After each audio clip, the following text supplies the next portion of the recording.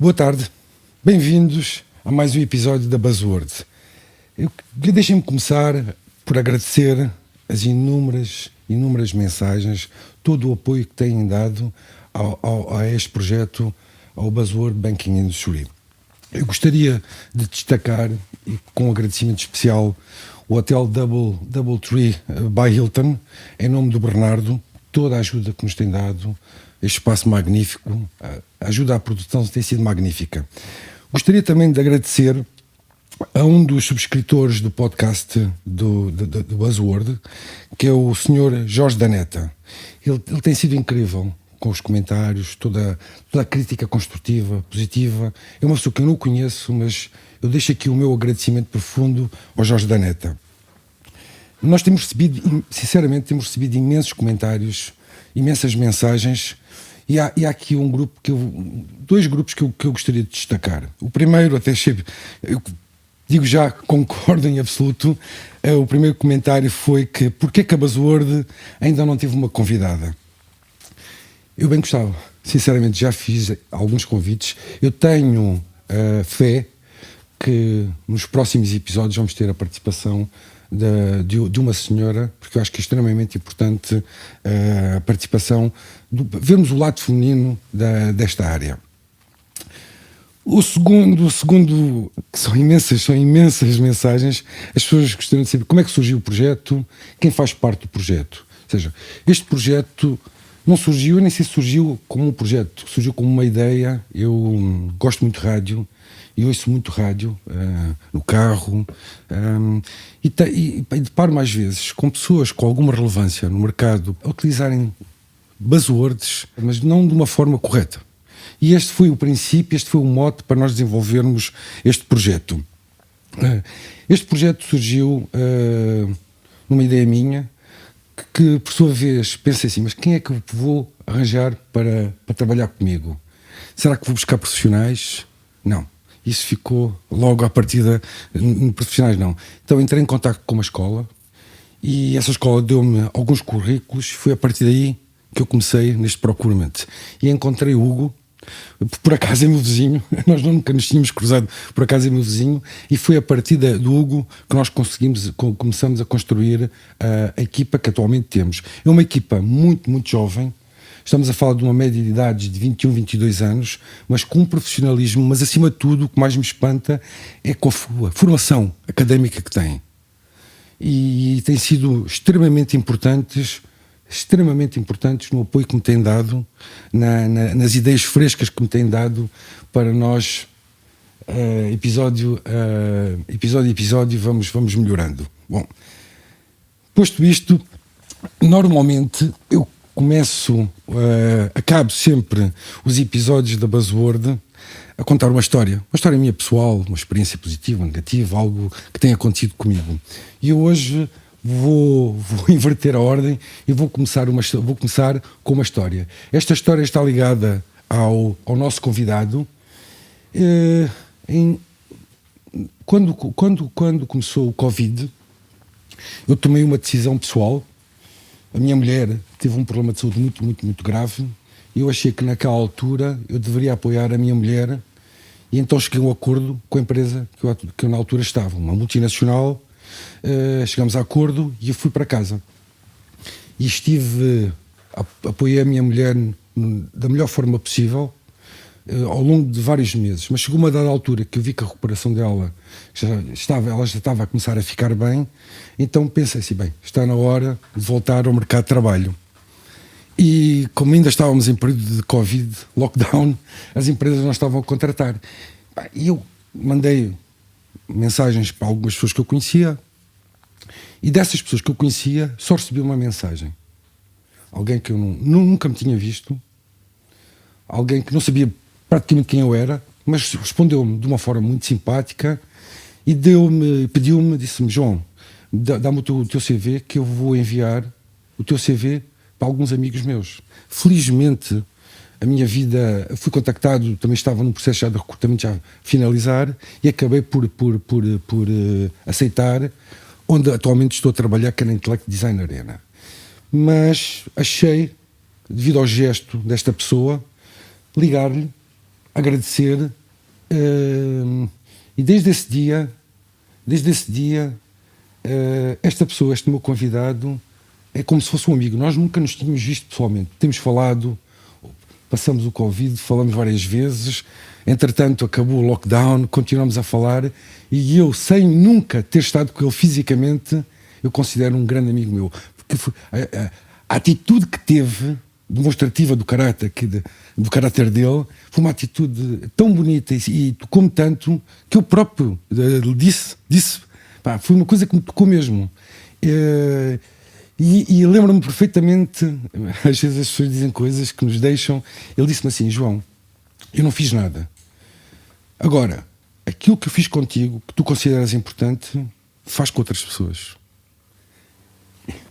E assim lhes apresento o meu convidado e meu amigo, que é a primeira vez que nos estamos a ver pessoalmente, Ricardo Pires da Silva. E ele apresenta-se desta forma: casado, pai do Henrique, é Executive Director da Microsoft Portugal, licenciado em Engenharia Eletrónica e Computadores pelo IST e detém ainda um Executive Master em Sales Management pelo INDEG ISCTE. Apaixonado por pessoas, negociação de tecnologia e mercados financeiros, foi Executive Director da SAS Portugal e membro da direção da PDC. Depois de 10 anos de Nova Base, onde desempenhou funções de vendas e direção comercial, antes disso, tinha estado na equipa de serviços da Unisys e na equipa de pré-venda da GE Capital ITS, onde começou a sua carreira.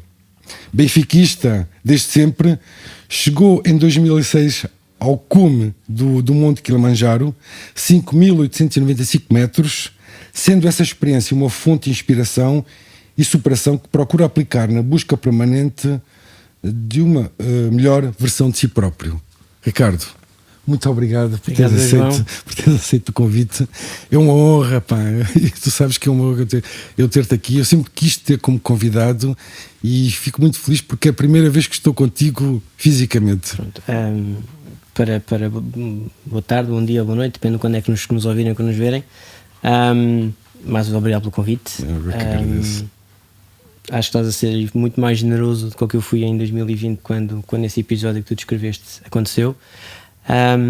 Enfim, quem te conhece sabe que tu provavelmente és generoso demais, que é o que a situação que está aqui a acontecer. Eu ainda não sei porque é que me convidaste para aqui. Espero que no fim do episódio eu consiga perceber porquê e eventualmente quem nos ouve. Com certeza que sim. Acho que o tempo que passou connosco foi bem emprego. Eu ia começar o nosso podcast. Eu gostaria de saber um pouco mais quem és tu, o que é que gostas de fazer. Esta questão da tua subida ao Monte Kilimanjaro, que significado que isso trouxe para ti? Foi importante? Foi uma questão de superação? Porquê é que fizeste isso? Bem, vamos lá para o princípio, não é? Exatamente. Quem sou eu? Eu sou miúdo da província. Nascido e criado em Mangualde, distrito de Viseu. Filho de um professor de matemática e de uma enfermeira. Então, fiz toda a minha infância fui lá, mas criado com os valores no sítio certo, mas sempre fui muito competitivo e portanto acho que sempre desejei mais e sobretudo quando falaste da melhor versão de mim próprio, acho que essa deve ser a nossa primeira comparação é connosco próprios e com a superação connosco próprios. Acho sempre muito engraçado quando nós portugueses criticamos os nossos atletas olímpicos porque não conseguem medalhas, exatamente. Mas batem recordes nacionais e, portanto, é o melhor português que algum dia tiveste e, portanto, eu não consigo criticar um atleta que bate o próprio recorde nacional, é o melhor português de sempre e, portanto, não chega.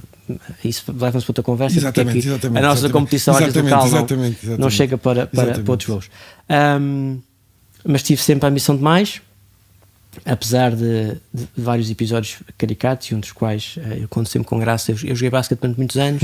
Apesar da minha não muito elevada estatura, tinha algum jeito para aquilo, e há um dia que chego a casa e tenho parado à porta dos meus pais o carro do meu treinador, o que me deixou. Eu era capitão de equipa na altura e, portanto, jogava onde? Jogava em Mangualde, jogava na equipa do Grupo de Mangualde, e jogava que tinha acontecido com alguns dos meus colegas. Mas não, era uma pequena reunião familiar com o meu treinador e com uma proposta que na altura não entendi. Hoje como pai, percebo melhor o que é que a minha mãe fez, estava a tentar fazer basicamente. Eu queria ir para Lisboa estudar e ela achava que nunca mais me ia ver e portanto fez ali um acordo com o meu treinador na altura, e então a proposta era dava-me um carro para o miúdo com 17 anos, era em 95, era qualquer coisa. Exatamente. Para ir para Aveiro estudar, porque Aveiro era muito mais perto de Mangualde do que Lisboa, e o meu treinador arranjava-me lugar numa equipa júnior com acesso à primeira divisão. Portanto eu admito que andei ali uma semana bastante indeciso, mas enfim, depois bateu-me um choque de realidade e de que é que eu realmente queria fazer da minha vida, e aquilo era giro, eu tinha algum jeito, mas nunca seria o meu futuro, porque lá está, há um ponto a partir do qual a tua evolução é muito difícil, e há muita gente melhor do que tu. Exatamente. E então vim para Lisboa, cheguei a Lisboa com 17 anos, para estudar engenharia técnica. Em si também um episódio curioso, porque eu acho que ainda hoje sou um economista frustrado. Portanto, eu na verdade acho que genuinamente queria ter tirado economia, mas o meu pai sabiamente ali no 10º ano aconselhou-me que não, vai para a engenharia, dá todas as possibilidades. Eu costumo brincar com os meus colegas, com os amigos às vezes, dizendo que um engenheiro pode ser qualquer coisa, mas há muita gente que não consegue ser um engenheiro mesmo que queira. E hoje, enfim, tenho responsabilidades de gestão, muito para lá da engenharia, embora acho que nesses 5 anos de técnico o que me deram de processo de pensamento, de análise, de superação também. Exatamente. Foi muito importante para o resto da minha carreira. A engenharia dá-nos uma base que eu acho que um engenheiro pode fazer tudo. Desde um diretor de recursos humanos, pode ser o que quiser. Sabes que eu disse por brincadeira e acredito verdadeiramente, embora tive 2 colegas na minha carreira, pessoas com quem trabalhei de perto, um músico, e era um excelente engenheiro de técnicos de informação, e um engenheiro civil, outra pessoa extraordinária, e portanto também é possível teres outras especialidades e depois vingares no mundo das técnicas de informação. Eu também tenho formação em engenharia, por isso é que eu digo isso. Mas hoje, já disse que gostei do meu pai várias vezes, acho que ele fez-me bem em me desviar, porque eu hoje, enfim, sou economista nas horas vagas, faço isso do meu hobby, parte do meu hobby.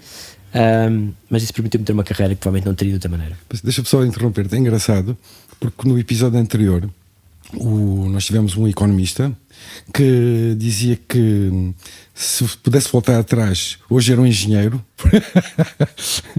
É engraçado. Olha, mas fala-me aqui um pouco mais sobre o teu processo académico.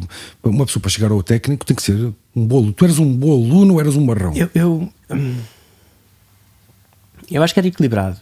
O que, aliás, e digo já para quem quiser desistir de ver o resto do episódio, eu sou uma pessoa relativamente aborrecida, e tento fazer algumas piadas só para quebrar o ritmo. Eu sou relativamente aborrecido, porque acho que mesmo de facto a constância e a repetição e o treino fazem-nos.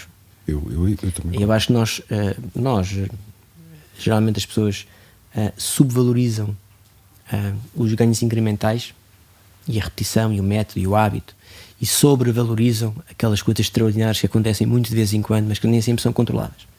E portanto eu era bom aluno, sim, mas quando cheguei ao técnico em 95, primeiro ano, tive um choque com a realidade. Tive vários choques com a realidade, na verdade, podemos ir por aí. Para quem nos estiver a ouvir e tiver filhos que um dia que possam não estar perto das faculdades.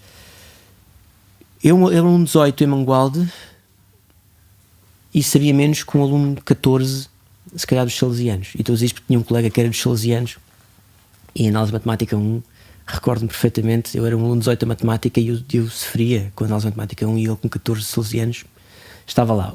O que me fez perceber que há muitas coisas na vida que te dão notas, mas tens que entender isso como um valor relativo e nunca como um valor absoluto. E é muito fácil nós, ainda mais com uma idade tão jovem, acharmos que só porque somos o melhor do nosso bairro somos qualquer coisa. Lá está. Podemos ser campeões nacionais e depois somos aos Olímpicos e não passamos da primeira quartos de final, ou sim. E isso fez-me perceber que eu ali era apenas mais um no meio de 8.000 alunos, talvez o técnico tinha na altura, e portanto bem que podia esquecer os 18 estava lá para trás. É óbvio que as bases que vêm de trás, lá está o processo iterativo, cumulativo, claro. as bases de uma pessoa que, e neste caso matemática e física, que vinham de trás e que eram agentes de quase toda a engenharia, ajudaram muito, mas foi preciso muito trabalho. Claro. Portanto foi muito trabalho. Claro. Eu até costumo dizer que o meu percurso académico e depois até a minha carreira é este misto entre trabalho, aceitar as oportunidades. Há até uma frase que me marca muito a minha vida, que já podemos lá ir a seguir, porque eu sempre tive muita gente à minha volta muito mais capazes do que eu, muito mais capazes, intelectualmente mais capazes, mais brilhantes, só que o problema é que nem sempre constantes e nem sempre disponíveis ao sofrimento e às vezes ao aborrecimento de passar muito tempo até que conseguires qualquer coisa de extraordinário. Eu, por exemplo, adorava os exames. Eu lembro-me que, e ninguém diz aos miúdos, tu andavas em 6 meses, tu andavas em 6 meses, o tempo de exames é que contava, certo? Portanto, eu adorava o tempo de exames. Era o momento em que as coisas realmente aconteciam. Tinhas é que estar preparado para trás. Claro. Mas já agora, uma pergunta. Mas tu sabes que a maioria dos alunos e de várias gerações, isso era sempre o momento em que chegavam com medo, não é? Todos nós, quando chegava a época de exames, havia ali um stress acumulado, havia um medo, um receio.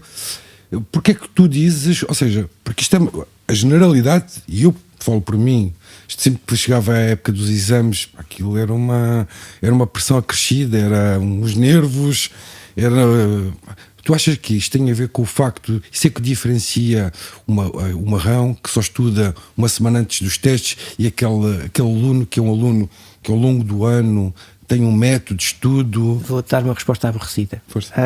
A única coisa que na vida se pode generalizar e é sempre verdade é a matemática. Portanto, mais um igual a 2. Portanto, não sei. A resposta à tua pergunta é não sei. Só posso contar a minha história e algumas que vivi de perto. Como disse, eu sempre fui muito competitivo, e ser competitivo não é só gostar de ganhar, é gostar de competir. Sim, essa é uma grande diferença. Portanto, ir a um exame é uma competição. Okay. É o momento em que depois há a prova. Claro que me doía a barriga. Como me doía a barriga em todas as vezes que eu entrava no aquecimento das centenas e centenas de jogos que fiz. Doía-me sempre a barriga.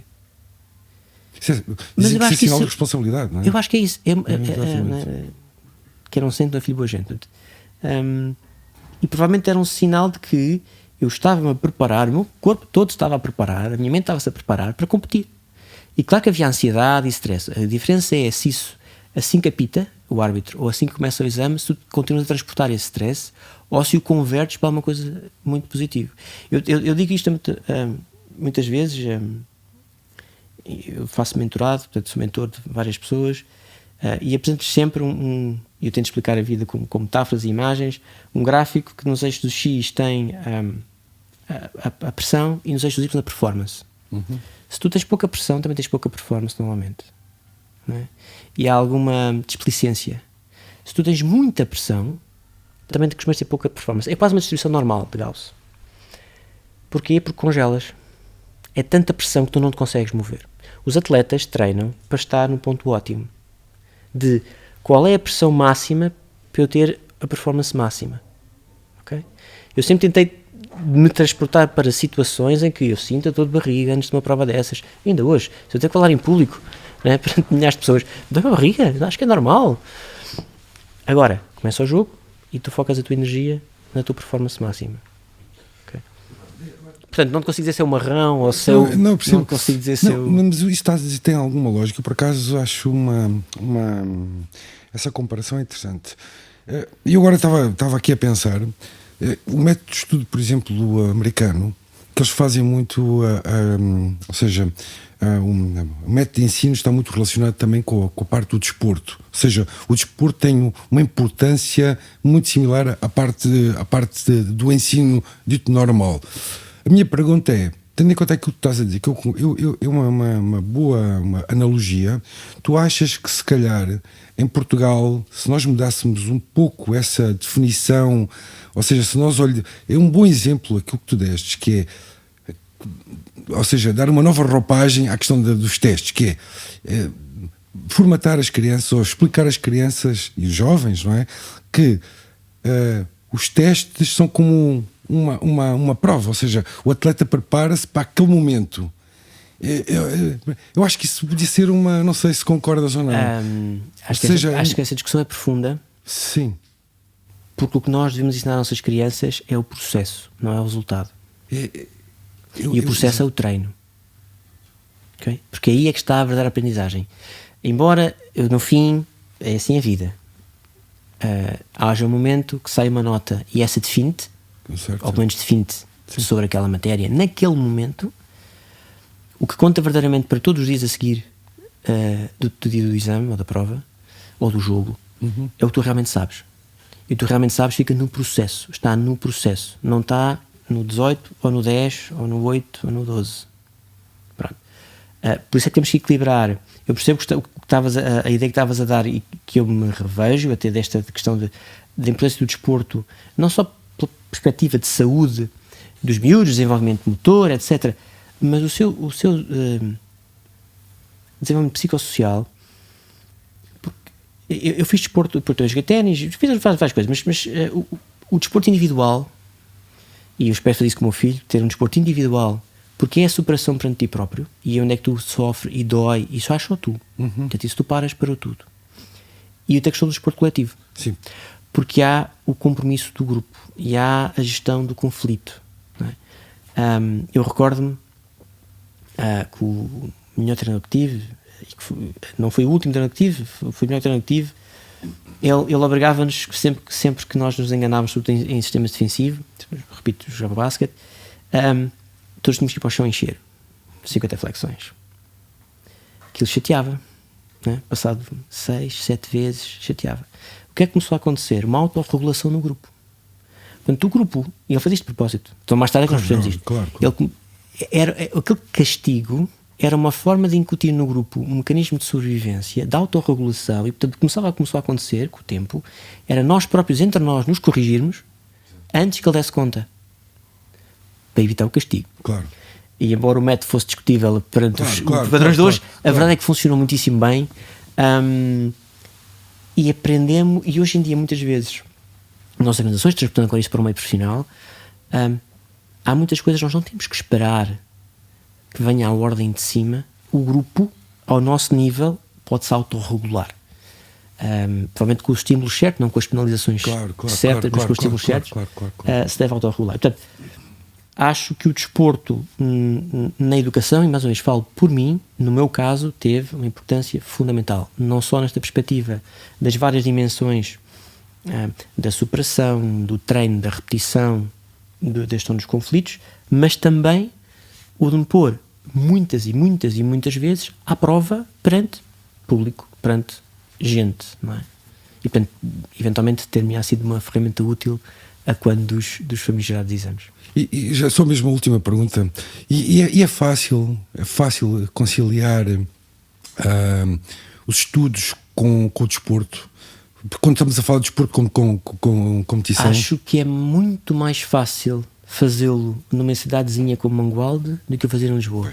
Pois. E eu costumo ter discutido isso com a minha mulher hoje, quando o meu filho crescer. Nós tínhamos umas condições em Mangualde em 3 ou 4 km quadrados, que eu aqui espera-me entre meia hora a 1 hora de trânsito, se calhar pode deslocar da escola ao clube, qualquer coisa que ele queira vir a fazer.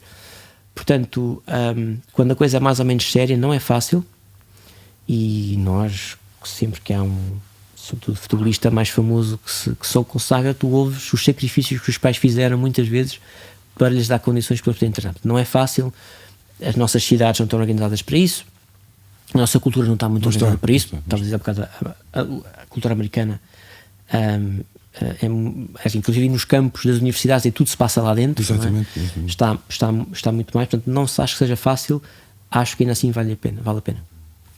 Bom, olha, eu agora queria fazer aqui uma ponte, porque tu nos pudesses dar também pudesses fazer aqui digamos assim, um percurso todo sobre a tua carreira até a Microsoft. Eu tenho aqui desculpa estar a interromper, tenho aqui também uma questão. Como é que um engenheiro de formação, eu faço essa pergunta a mim próprio, um engenheiro de formação vai depois para a área comercial? Essa história também é muito engraçada. São várias histórias engraçadas, trágicas, mas engraçadas. Eu estudei eletro entre 95 e 2000. Na altura, os computadores tinham capacidades bastante limitadas. Não é? Nos nossos bolsos temos coisas muitíssimo mais poderosas, mesmo no técnico, do que eu tinha no técnico. Eu recordo-me de uma cadeira no quarto ano que era processadores digitais especializados, em que nós tínhamos que fazer filtros de imagem contornos escuros e branco, tonalidades entre escuro e branco, sobre fotografias. E tínhamos que correr algoritmos e a métrica era quantos ciclos de relógio é que precisavas de CPU, portanto, processador, até conseguires que o filtro saísse com o resultado que era suposto. E portanto, quem estuda eletros foca-se em otimizar os recursos, o código para otimizar os recursos computacionais à sua disposição, porque são finitos. Nós temos uma noção muito clara que aquilo é um recurso finito. Os meus queridos colegas engenheiros informáticos, ao invés, podem fazer código a metro, porque os recursos são infinitos. Portanto, alguém há de pôr mais memória, mais disco, mais CPU. Quando eu comecei a trabalhar, isto custou-me muito. Porquê? Porque o meu código era para ir 3 vezes mais rápido que os meus queridos colegas, demorava 3 vezes mais a fazer. E isso é uma grande lição.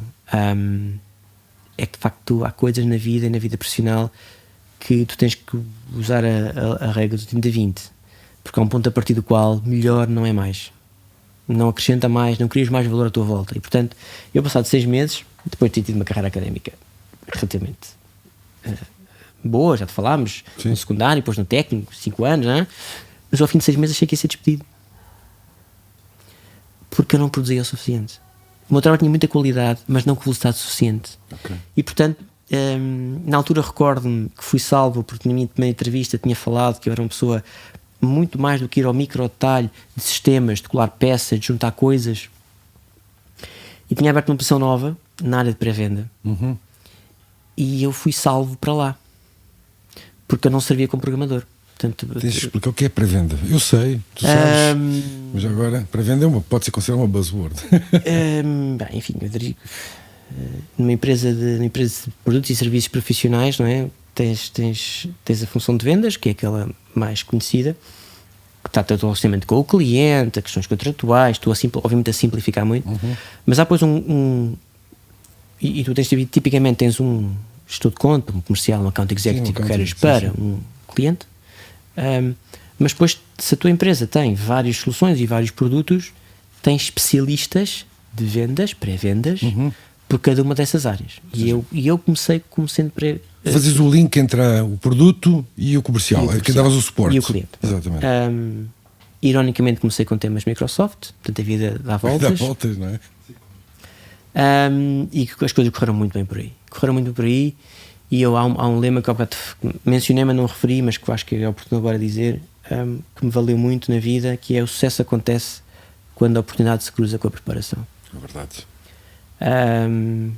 E eu fui tendo as oportunidades e sou grato às pessoas que me as deram, mas fui-me preparando. E estudei à noite e estudava mais do que era suposto, e se calhar quando havia colegas comerciais que achavam que o cliente era demasiado pequenino ou o negócio era muito pequenino, mas eu ia lá e portanto eu fiz quase um curso de vendas sem querer. E é irónico porque eu recordo-me que os meus pais, e nós não vivíamos bem, mas com bastantes limitações, nós comprávamos roupa na feira. Eu tinha vergonha da negociação, não de comprar roupa na feira. Vergonha-me disso. Tinha vergonha da negociação que os meus pais faziam no processo da compra. Eu lembro de esconder-me atrás das pernas da minha mãe e do meu pai miúdo, porque aquele processo de mim embaraçava-me, longe de eu imaginar que mais tarde ia fazer da negociação um dos pilares da minha carreira. Mas olha, comecei, eu não vou dizer que não, nasci vendedor, sempre quis ser vendedor, sempre quis a área comercial, não, de todo. Acho que foi uma descoberta, fui-me descobrindo, se calhar porque sou muito competitivo, odeio perder, fui-me tentando superar para isso acontecer, até o ponto em que comecei a perceber que adorava. E esta junção entre pessoas, vendas, negociação, tecnologia, no fundo foi o cerne do resto da minha carreira. Bem, eu não quero que não percas o teu raciocínio, mas eu acho que eu concordo inteiramente com o que tu dizes, porque eu tenho também essa bagagem, mas eu gosto muito de separar o que é um vendedor de um comercial. Eu gosto de fazer essa separação. Eu acho que o vendedor, e cada um tem o seu mérito, atenção, isto é uma opinião minha pessoal, o vendedor é alguém que vende uma caixa, algo feito, ou seja, que o cliente vê. O comercial é uma pessoa altamente qualificada, tem que ter valências em várias áreas, tem que falar com vários tipos de pessoas, com vários tipos de perfil, e cada vez mais um comercial é alguém altamente qualificado. Eu não sei se concordas ou não. É assim, a nossa profissão, ou a profissão de vendas, sim, que tem muitas dimensões, padece de muitos males feitos durante muito tempo, ainda hoje, quando toca o telefone e alguém com métodos menos simpáticos. Eu nunca tive vergonha de dizer que sou vendedor, gosto de ser vendedor. Acho que somos vendedores todos os dias. Aliás, quem me provoca a dizer que não gosto de vendas, leiam To Sell Is Human, do Daniel Pink. Nós somos todos vendedores, todos os dias em casa, com os filhos, com os companheiros, com as companheiras, com os amigos, porque vender é influenciar. Exatamente. Tens que acrescentar valor. Vez após vez. E essa, digamos que é uma das grandes dificuldades das vendas. Eu agora vou tentar não usar uma buzzword B2B, business to business, portanto, para negócios, porque enquanto uma venda para B2C, para clientes finais, provavelmente vendes só uma vez, sim, ou as vendas são muito espaçadas no tempo. Nós temos poucos clientes grandes e, portanto, se tens que vender para os mesmos, tens que vender muitas vezes, tens que acrescentar valor. Eu não tenho problema nenhum de assumir que sou vendedor, gosto de ser vendedor, nesta lógica de influenciar e acrescentar valor. E até costumo brincar, fala-se muito sobre a profissão mais velha do mundo. Eu discordo, não é essa que vocês estão a pensar, as vendas. É vendas. Porque antes de qualquer coisa ter acontecido, teve que haver um processo de venda. Exatamente. Okay? Exatamente. Acho que também tem havido, e isso tem sido bom para as vendas, um processo de grande sofisticação das compras. E, portanto, durante muitos anos as vendas me mandaram, e hoje é um jogo muito de competição. De competição mesmo. Entre quem compra e quem vende. Sim. E, portanto, as compras tornaram-se em si próprias também quase uma profissão. Procuramente hoje é muito importante e muito poderoso. E acho que isso fez muito bem pelas vendas.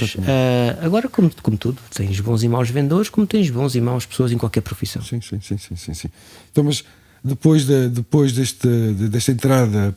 Pronto, portanto, fiz aí as coisas, portanto, a nova base de compra a GE. O que para mim também foi uma aprendizagem, porque independentemente do teu desempenho, há coisas maiores que não se passam ao teu nível, que podem acontecer e influenciar a tua carreira, e foi o caso que aconteceu aí. Pouco tempo depois fui convidado para ir para a Unicis e refazer a Unicis. Eu tinha feito a nova base, as coisas também correram muito bem, e aí só toco no ponto do Kilimanjaro. Eu tive a infeliz ideia, tive a excelente ideia de dizer ao meu chefe na altura que sim, que aceitava o desafio de irmos juntos para o Kilimanjaro. Fomos 6 portugueses, e foi toda uma experiência, e treino e uma superação de vida que eu de facto adorei.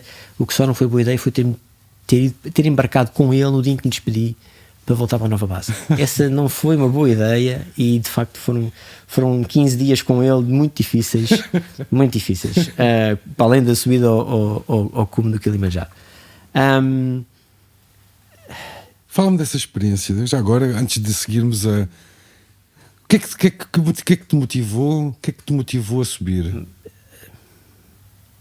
A superação, claramente a superação. Eu não sabia o desafio, eu não sabia o que é que ia. Foi essa pessoa, esse meu chefe na altura, que começou a montar, que vou fazer esta expedição, o que é que tu achas, queres ir ou não queres ir? Eu adorei, sempre gostei muito de montanha, eu gosto de praia, sol, mas sempre gostei muito de montanha.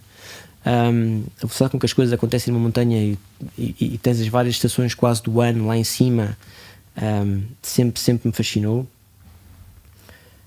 E o Kilimanjaro tem esta magia, este encanto, porque é se não é eu acho que mas é das montanhas mais altas do mundo isoladas. Por todas as outras o Atlas aqui aqui perto em Marrocos, o Everest, montanhas parecidas com quase 6.000 metros, 6.000 e poucos metros na América do Sul, mas estão em cordilheiras. Tu tens muitos montes. Sim. O que ali não. O que ali é um vulcão, são 2 vulcões, é um vulcão dentro de um vulcão, isolado em África, o resto é savana. E portanto, tu estás quase a 6 metros de altitude, ao lado de um glaciar, que eu ainda tive, já pequeno, mas ainda são 30 metros de altura. E lá em baixo vês uma savana. Não há muitos sítios assim no mundo. E portanto, desse ponto de vista, eu conseguir ver a curvatura da Terra com os próprios olhos. Lembro-me numa das noites, nós já estávamos acima das nuvens, estávamos para aí aos 4.600 metros, houve uma grande trovoada, mas foi abaixo de nós, portanto eu vi uma trovoada de cima para baixo. Espetáculo. Okay, portanto isso foi... tenho várias imagens, acordar, abrir a tenda e ter as nuvens aos meus pés, portanto nós íamos desaparecendo dentro das nuvens, e tudo era um mar de nuvens. Isso foi uma experiência extraordinária. Foram 5 dias e meio a subir, 1 dia e meio a descer, 123 km de total de percurso. E o Kili, eu lembro-me quando nós treinámos durante 6 meses, 3 tipos de treino, portanto muito treino aeróbico nos primeiros meses para ganhar pulmão, depois treino anaeróbico para simular as diferenças de altitude, porque para quem não sabe, aos 5.000 metros nós só temos 50% do oxigênio que temos aqui, portanto o teu coração bomba quase o dobro mesmo estando parado. Eu recordo-me de ter ido para lá com 48 pulsação cardíaca em descanso, que era bastante bom para um não atleta, não é? Mas eu lá parado aos 5.000 metros tinha 120 pulsação cardíaca, só a respirar, só sem mexer, só parar. Portanto fiz treino aeróbico, depois fiz treino de montanha para agilidade em montanha, com material, etc. E recordo que o meu treinador na altura, montanhista, dizia-me que vais ver que na noite do cume 50% é a tua cabeça, 50% é o teu corpo. Portanto tens de treinar as 2 coisas. Ele tinha razão. Eu recordo-me, na noite de subida ao cume, aí perto dos 5.200 metros, estava muito frio, estavam 20 graus negativos, estava muito frio, não se via nada, era tudo noite. Os meus colegas começam a desistir, porque há este fenómeno do mal de montanha que nunca ninguém bem conseguiu explicar cientificamente, mas tem a ver com como é que o teu corpo reage à falta de pressão e à falta de oxigênio. E tu estás ali, são 2 da manhã, salvo erro, nós tínhamos sido às 11 da noite, eram 2 da manhã, um frio de rachar, 20 graus negativos é um frio de rachar. E o guia diz-te, faltam mais 4 horas. E não é 4 horas à espera, é 4 horas daquilo. Dar um passo, juntar outro pé, dar um passo, juntar outro pé. Aí a questão mental. E tu pensas que eu estou aqui a fazer? Ninguém está a ver o que eu estou aqui a fazer, não é? E eu volto a esse momento muitas vezes. Esse momento de superação mental, da tua força mental. Eu nem o meu corpo continuou a caminhar. Eu estava tão bem treinado que o meu corpo continuou a caminhar. Sim. A cabeça foi a parte mais difícil. E eu só acreditei que lá ia chegar acima quando, por volta das 5 da manhã, 5 e pouco, começa o sol a nascer. E de facto eu nunca mais, acho que difícil voltar a ver um nascer do sol como aquele, porque não há nada. Tens tu e tens o horizonte da Terra, a curvatura da Terra, portanto vês mesmo o sol a nascer, literalmente.